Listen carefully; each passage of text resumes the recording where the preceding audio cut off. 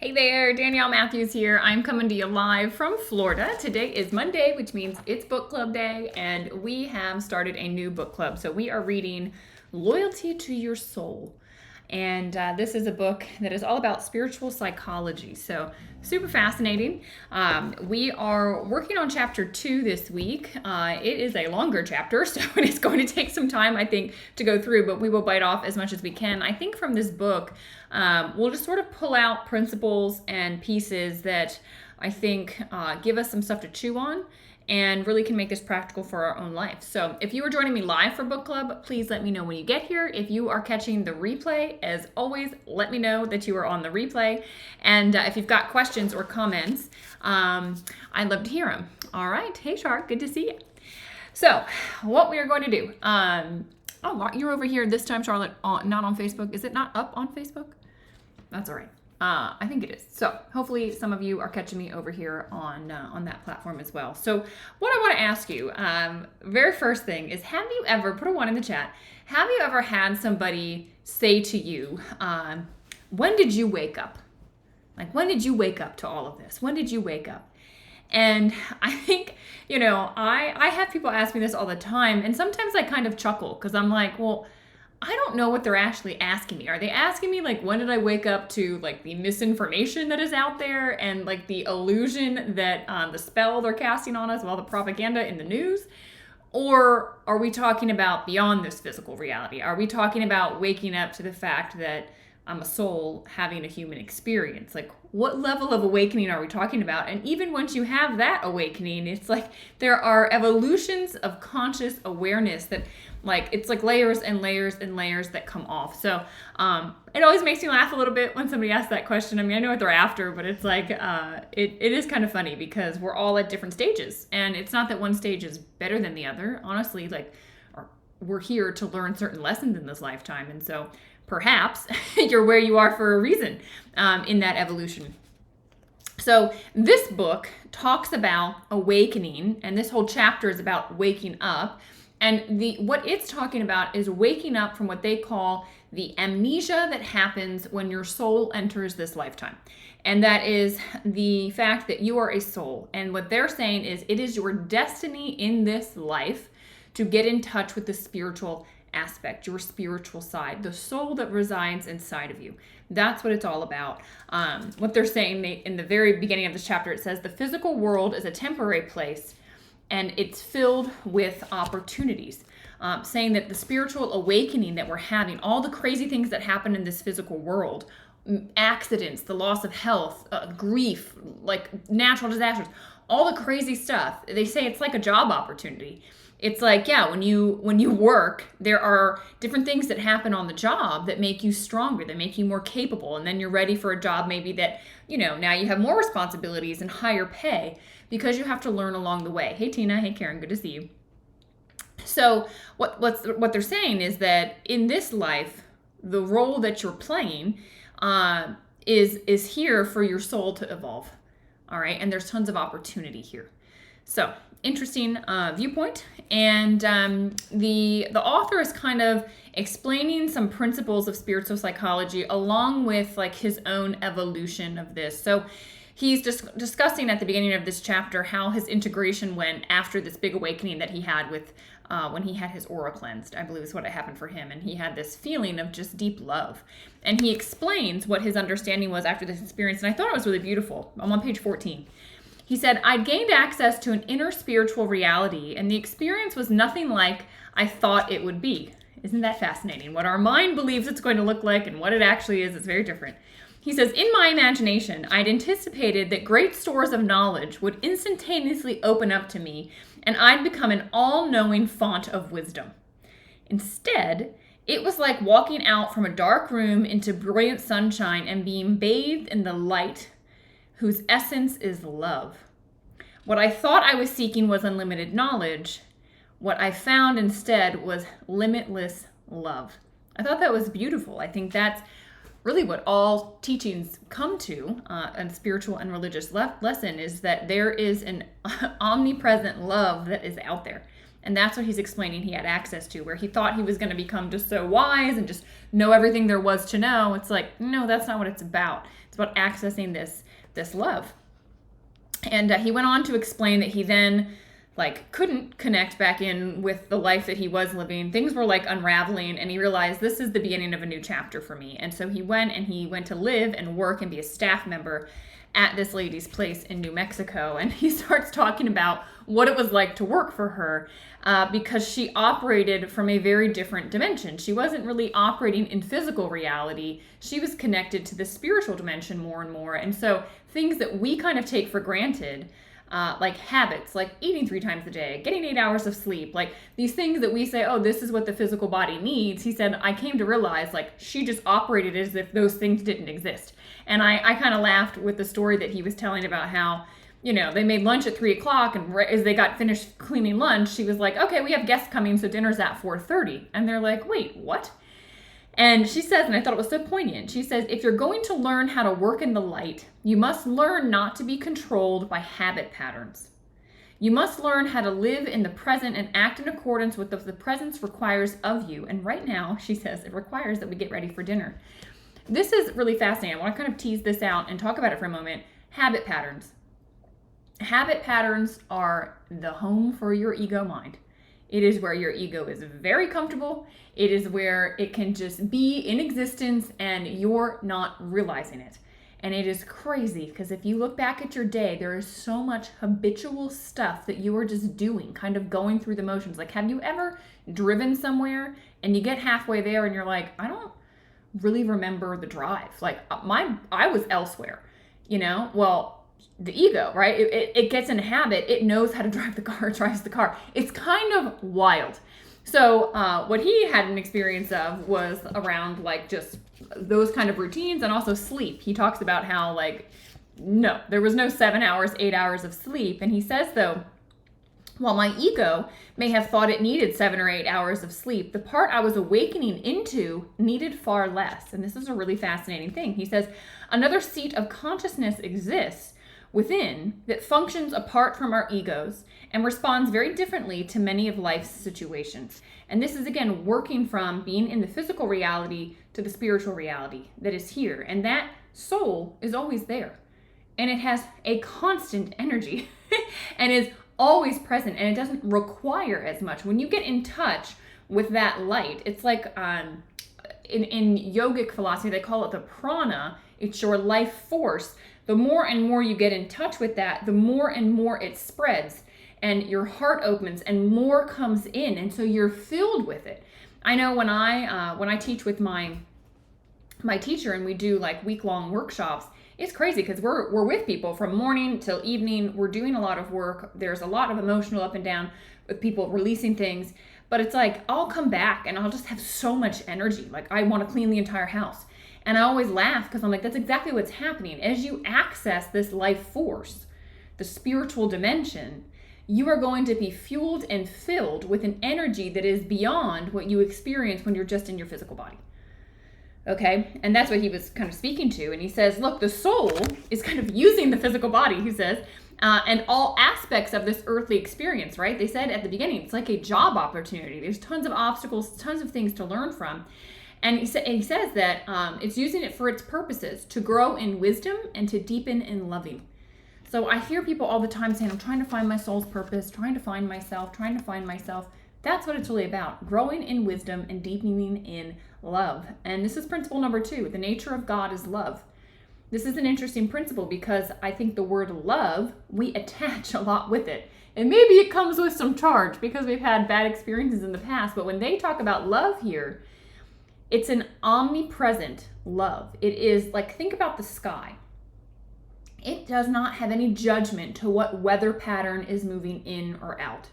Right? It receives hurricanes the same that it receives bombs, the same that it receives tornadoes, as well as rainbows and butterflies. Okay? It's receiving all equally. It is non-judgmental. It is all allowing. It is unconditional. That is the term love that we're talking about here. Okay? So this nature of God is love. It is that all receptive bit that is there omnipresent around us always, just like the sky is there beneath any and all weather. Does that make sense? And so he says, waking up is waking up to the reality that there are two realities occurring simultaneously. What our physical five sense reality is showing us, and then spiritual reality. Waking up is the experience of shifting awareness so that one becomes more cognizant of and attuned to the dimension of spiritual reality. And then he goes on to give the example of a play. He says it's as if there are people sitting and watching a play, and the actors are so absorbed in the play they think that that's all there is, and the ups and the downs of that character is that is all there is. Hey Doug, good to see you. And what he's saying is that when you wake up to the spiritual reality, you get off the stage. You realize, wait a second, there's something watching this show. There's something watching this actor or actress of Danielle, right? There is a witness consciousness that is there all the time, always. And so the ones that are watching, just like if you were watching a play, you're never like, yeah, you get absorbed into it, but it doesn't ruin your day if something bad happens to one of the actors, because you realize I have a life beyond this. And that's what he's saying. The spiritual dimension is not denying the fact that there are actors on a stage, like I'm physically here. But it's saying, no, there is a life for the soul beyond this. It came into this form and it will come out of this form. That's the truth of who you are, and it is always there. Okay? He says, prior to awakening, you can only believe, disbelieve, question, or doubt, which all are mind-based functions. However, once you awaken, all these illusions simply fall away and are replaced by an undeniable knowing. It is thinking versus feeling. And this is what I have been taught by my teacher. So my teacher had his awakening, I think in the 70s, where his body started to spontaneously move into different postures without him doing it. What he had done is he had awakened that prana, that life force inside of him, and it was taking control of the physical body, moving energy blocks out and moving into different positions that it was needing, again, for healing, to carry out these functions. And he had been reading scriptures, he had been, having, teaching these spiritual principles, but he said once that happened, he couldn't unknow that there was an aspect of him that was more powerful, that was connected into this infinite intelligence. And it was that knowing, as soon as the experience stopped, he said, I had two questions. Number one, will I ever be able to experience that again? And number two, how do I teach this to my students? And he has been, since the 70s, teaching and creating different techniques rooted in ancient yogic philosophy. And this is exactly what I teach. So those of you that have gone through Inner Mastery with me, you know, and you've had access to this direct, undeniable access to this witnessing presence. We do it through guided meditation and being brought into that space, as well as through yoga therapy, using the body to connect in with this energy and feel that within you. And it is undeniable. It's like a lightning bolt straight to it. And it's because an awakened person created these modalities so that you too can experience it. So it doesn't have to be something that your mind rationalizes. Oh, I get it. Oh, I think I get it. It's like, it's totally different once you go there. An experience of it. That's why when I teach the knowledge, like this sort of stuff, and then direct experience. I'm like, I can talk about this all day, but until you have the direct experience of it, it's going to be just kind of mentalized. It's not going to shift and change you. Once you have the direct experience, it will shift and change you. It's undeniable. So principle number 3, this leads us to principle 3. He says, direct experience is the process through which belief or faith is transformed into knowing. This is what I'm talking about. This is why everything I teach, from the workshops that I do to private one-on-ones to the big Inner Mastery program, everything is direct experience. We learn and then we have a direct experience, because direct experience is the process where things go I'm just believing, I've just got faith, to your knowing. It's a direct knowing. And that's what's absolutely beautiful. All right, if you guys have any comments or questions as we go, let me know. This chapter was full.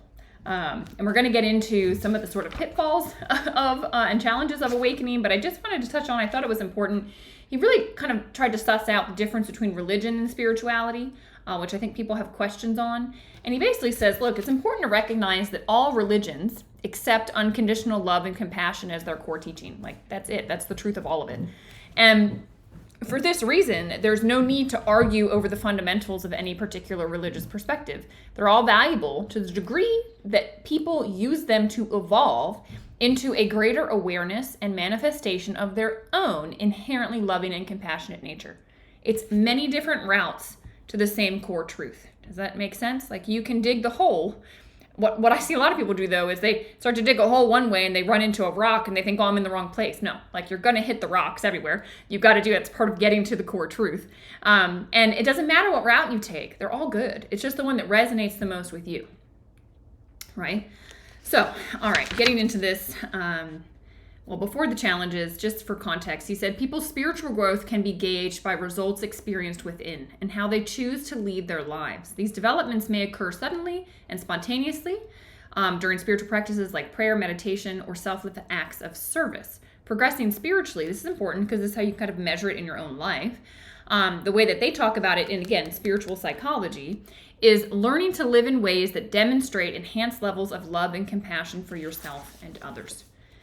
For yourself and others. If you are mentally beating yourself up constantly, you're not doing the best you can in your spiritual evolution. If you're judging and commenting externally about others, it's the same. What we want to do is be more compassionate and loving to ourselves and to others. That's really the principle of spiritual psychology.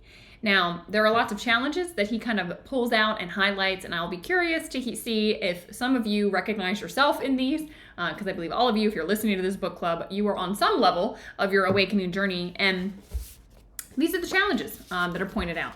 And I think of them as like road signs, where it's like, hey, if you're experiencing this, you're actually going the right way, and keep going. This is normal. Get full steam ahead, right? So the first one is the challenge of cognitive dissonance. And I actually would love to hear examples of this, maybe that as you read this, you thought of in your own experience. I think it's like helpful to kind of bring this into a point. He says cognitive dissonance is the simultaneous holding of contradictory ideas. That is what cognitive dissonance is. It's the awareness that you come as you evolve and as you awaken, the awareness you come to may challenge your whole way of life and prompt you to make some fairly radical changes. It's like once you see, you can't unsee. How many of you have seen the FedEx logo? You know what I'm talking about? Their logo is just the word FedEx. But in the FedEx logo, there's an arrow. If you're not aware of this, now that I have told you, the next time you see the FedEx, you're never going to be able to see it without the arrow that is there. It is created with the X at the end, is the tip of the arrow. You'll see it. It's the white behind it. It's what the letters outline. So if you know what I'm talking about, like high five me, put a 5 in the chat. If you think I'm nuts over here and you're like, what is she talking about? Go look up the FedEx logo right now. Okay, I didn't print it out to show you, but it's there.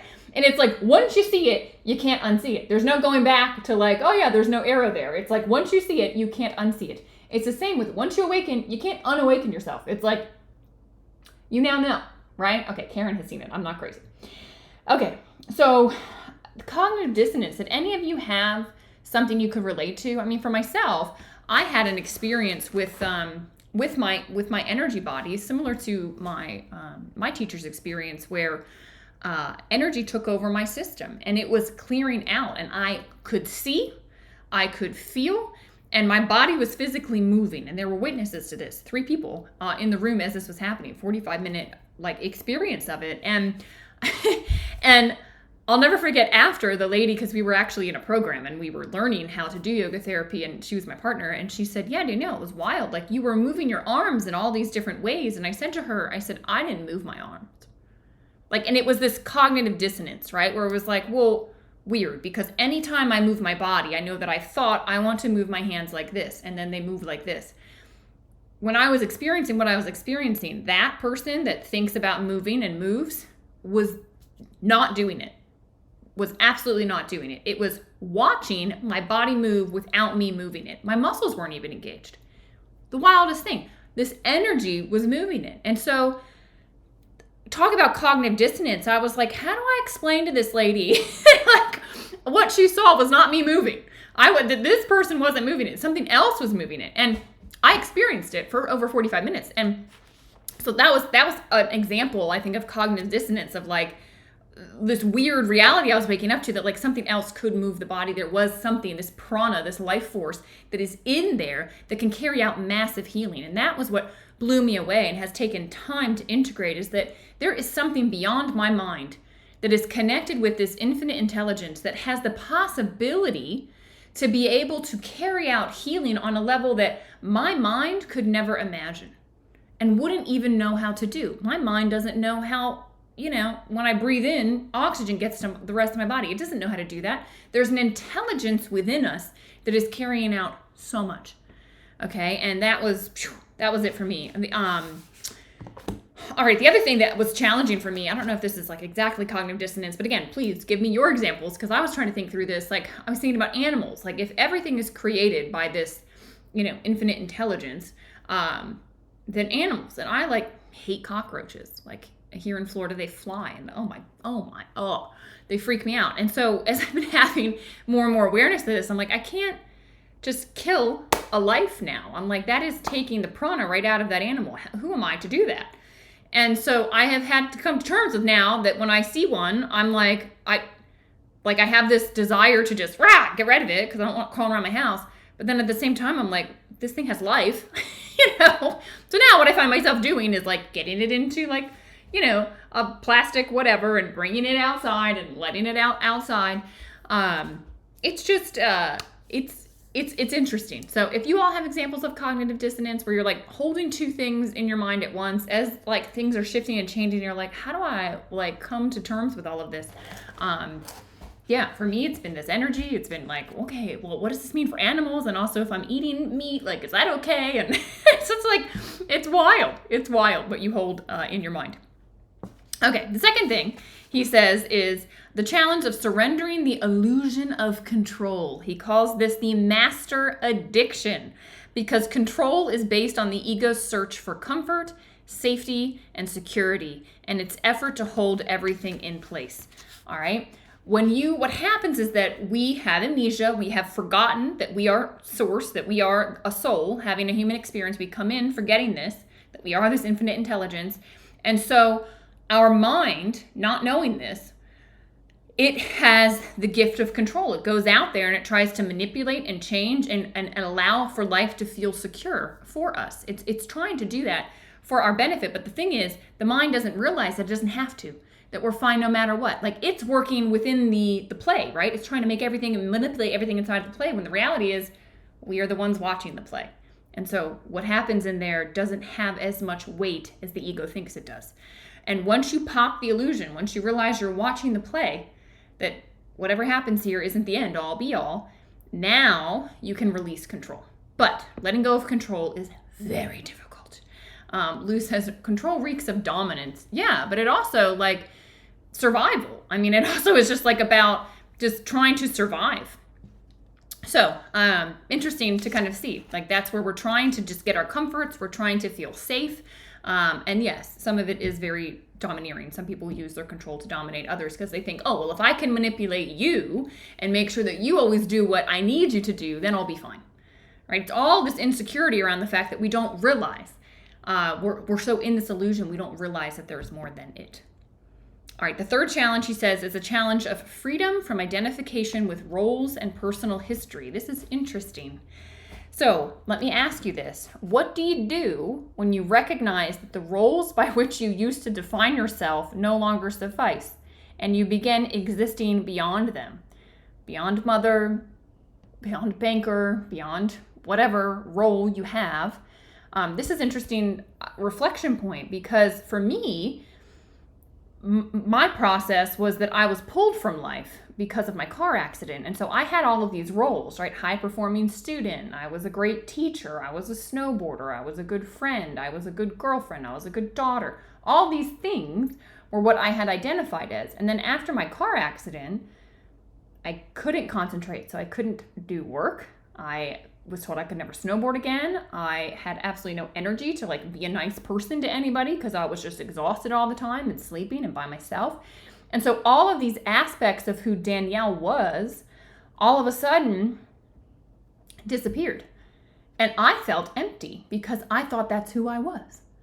I didn't have this context. And so I thought, well, what is going on? Like, I've died, but I'm still here. So who am I? Like, that was what was happening in my process of awakening. Well, like, if I'm not all of those things and I'm still here, despite all of that being gone, like, who am I? And what in the world am I doing here? Like, that was my awakening process, how it kind of started. It's because this stuff was stripped from me. Whereas for you, I don't know what it's like for you, but for you, maybe as you're realizing this, you're like, okay, I'm more than just a mother. I'm more than these things. And so how are you going to function inside of these roles now knowing this? Okay. And here's what I would offer and what he offers. He says, as you grow into the realization of yourself as a spiritual being residing in eternity, you find your entire sense of personal history receding into the background. As you become more aware of who you are, your attachment to your past and identification with it becomes less and less and less. Yeah. Charlotte says that retirement does this too. It does, because all of a sudden you've identified as, the accountant, the person that was like performing in the world. And all of a sudden when that's gone, well, who are you? That persona has left. That mask that the ego had on top of you is now gone. Well, who the heck are you underneath all of that? Okay. Who are you beyond all of that? And that's what we're getting at here. And what I would offer, and I believe he'll offer this too in later chapters, is like, it's about how you show up being absolutely present in that role. Yet you're still going to be in the role of mother. You just now realize I'm well beyond that. Okay? You're going to be Charlotte, but you're beyond that. And you're going to show up moment by moment, addressing whatever is coming through in life and learning how to process it and handle it and grow in awareness and wisdom. And as he says, in loving compassion. All right, challenge 4. Challenge of continuing to participate. He said, it used to be that once you had these realizations, you could just go off to an ashram and just like dedicate yourself to renouncing material things and just going into the spiritual world. But in today's world, you can't do that because there are requirements of us now in today's world. And he says we must continue to fulfill these obligations that we have. It's just that we learn to do so from a different place inside. Okay? He says at the same time, life no longer makes sense the way it used to. And for one thing, the material motivations that used to power our lives suddenly run out of energy. It's how you're learning to be in this world, but not of this world. You participate in it, just like you go participate in a play, right? And you do it full out, but you realize there's more than just the play. So it doesn't drain you. You're not going out to like get this like acknowledgement or acceptance from anything external, because you realize I'm fully accepted and like whole as I am. And so your actions come from a different place. There is no expectation. It's just I'm acting to act. I'm here going through the motions of life to enjoy the motions of life, to feel the emotions of life, really, truly, to learn from them, enjoy expressing myself, learning to do it without attachment, I think is the key. That's what it's really about. It's about learning to show up and totally being released from the outcome of any of it, because you realize the outcome doesn't really matter. Okay? We got a couple more minutes. I'm going to try and breeze through so we get through all the challenges. Okay? And that way we'll just finish the rest of the chapter next week. So challenge number 5, the challenge of the inadequacy of words. He says, complicating the situation further, you discover that your vocabulary is inadequate to the task of sharing your experience with those in your life who have not had similar experience. If you have done mastery with me, or we have done a yoga therapy session together, you know exactly what we're talking about here. Because when you try to describe, or even in a deep meditation, you try to describe what you experienced, it just sounds crazy. Or there was this like tight black ball, and then it was moving, and then it was gone, but the whole thing was like grief, and you're like, there's no words to describe the energy. We try, but touching this spiritual dimension is like, what are they called? The pathless path too, because you can't like, once you're there, it all makes sense, but then to bring it back into here, it's difficult. Words don't describe it very, very well. And also words end up with deeper meaning, like the word love, like we talked about earlier, right? It's not just like a love between you and another person. It's the omnipresent, all-allowing, non-judgmental, no conditional love that exists. All right, number 6, the challenge of speed and noise. Well, let me ask you this. Have you ever wondered why it tends to be quiet in places of worship?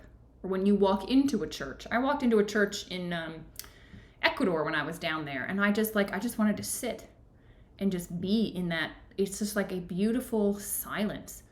And I don't know. To me, it's just like, it's the most powerful vibration.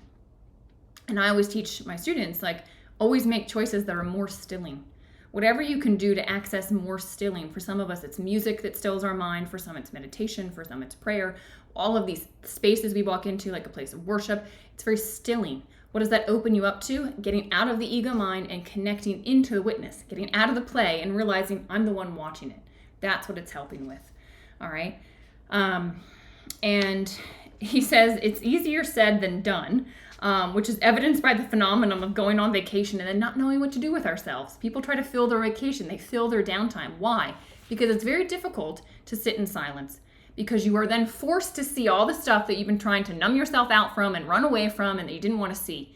But the truth of the matter is, when you're in silence, that's when you can start to get rid of what's not real and access what is real. All right? And then number 7 and 8, he says the challenge of holy man's disease and the challenge of spiritual bypass. So we'll just wrap up with this one.